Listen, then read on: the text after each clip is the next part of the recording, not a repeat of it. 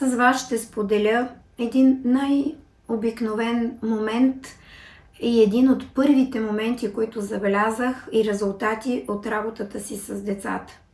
По време на групова работа възникна спор между двама ученици. След пререкания и ескалация на конфликта, едното от децата се отдръпна и каза, че има нужда от малко време, за да помисли, за да се успокои и след това отново да поговорят за проблема.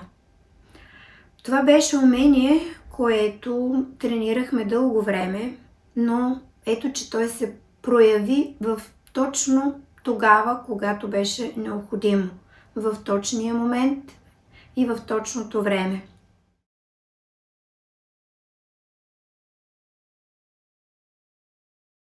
Социално-емоционалното обучение за мен не е допълнение към учебния процес.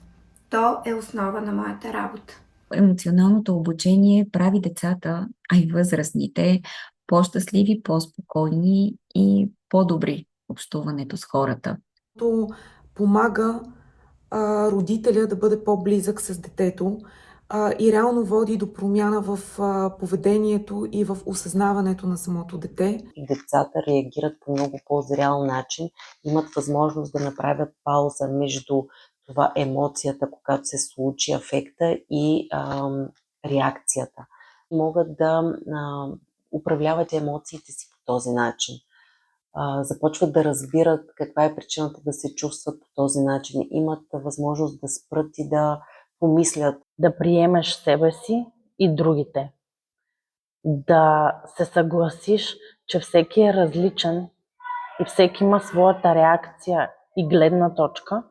Най-ярката промяна, която забелязах при всички випуски след въвеждане на социално-емоционалното обучение, беше увереността, с която децата вече разпознаваха чувствата си и свободно говореха за тях.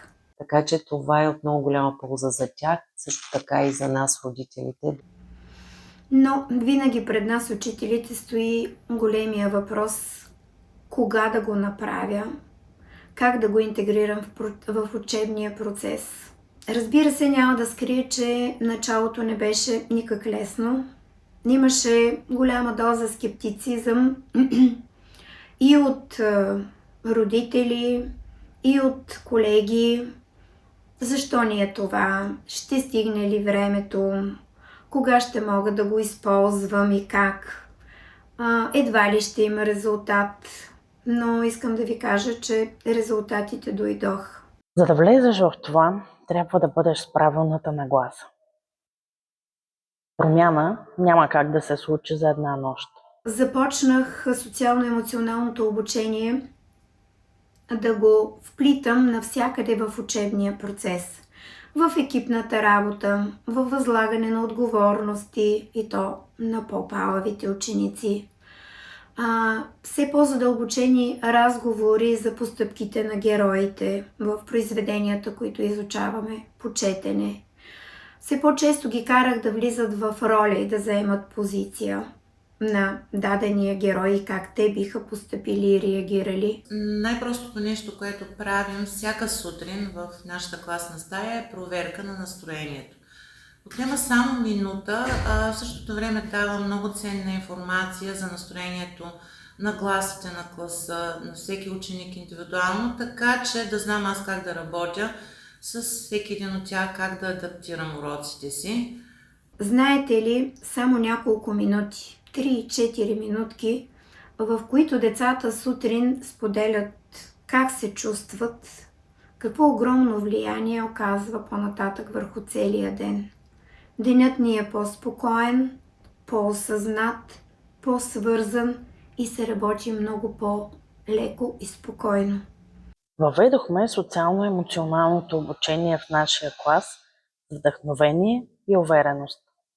Ангажирахме родителите, за да не останат важните разговори и послания, заключени само в класната стая. У дома всички започваме, вече имаме наш семейен език, на който си говорим, на който се разбираме добре. по-лесно споделяме какво ни тежи и дори да видят моменти на напрежение между нас, родителите, се стараем децата да видят и начина, по който се справяме с тях.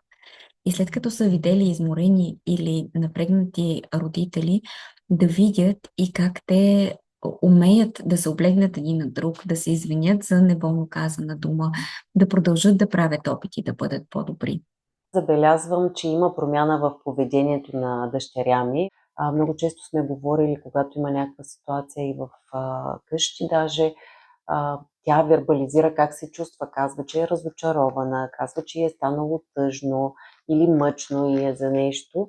И когато изговорим, нали, каква е причината, какво може да направи, тя променя, се умява да разбере, да вербализира желанията си, да отстоява мнението си, което за мен е много добро постижение, тъй като в училище е също много важно в общуването с нейни връстнички, също така и в къщи, без да е груба, без да го налага по един невъзпитан и учтив начин, и уважителен, а дори напротив, асертивен, по един асертивен начин, да може да кажем, това не ми харесва, или в момента се чувствам притисната от това нещо, не се чувствам добре и по този начин ние да знаем, аз като родител да знам какво се случва с нея и как мога да отреагирам на дадена ситуация. У дома, в комуникацията с моя син, това, което наблюдавам като промяна в него е, че осъзнава повече емоциите си.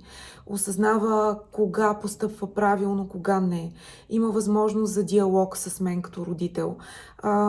Често, да речем, ако постъпи по определен начин или избухне, след това самия той се коректира и идва и казва: мамо, може би не биваше така, дай да поговорим, защо реагирах по този начин. За мен социално-емоционалното учене не е предмет, то е начин на преподаване.